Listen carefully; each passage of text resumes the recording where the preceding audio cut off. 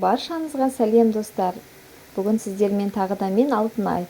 Өте жұмсақ болып шығатын, күшті болып шығатын осындай булочка жасайтын боламыз видеодағыдай. Ал кеттік. Видеоны соңына дейін қарап, мені қолдап отыруды ұмытпаңыз. Ең алдымен бізге құрғақ ыдысымызға бір жұмыртқаны жарып алатын боламыз. Оның үстіне жылы су, жылы сүт, сұйық майымызды құямыз. Сіздер тәттілігіне қарай ас қасықпен салсаңыздар болады. Маған шай қасық жеткілікті.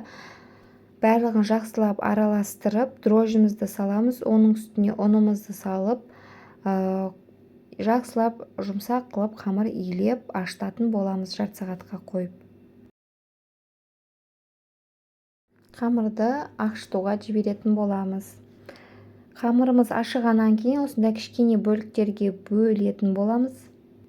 Ортасын осы видеода көрсетілгендей қылып ашып аласыздар. Өйткені ортасына өздеріңіз қалауларыңызша мен творог салдым, сіздер варенье құйсаңыздар болады, шоколад салсаңыздар болады, әртүрлі қылып істей беруге болады.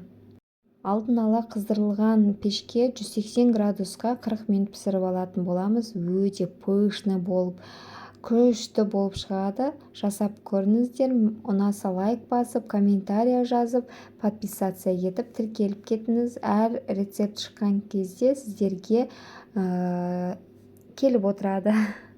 Менімен бірге болғандарыңызға рахмет. Сау болыңыздар. Кездескенше.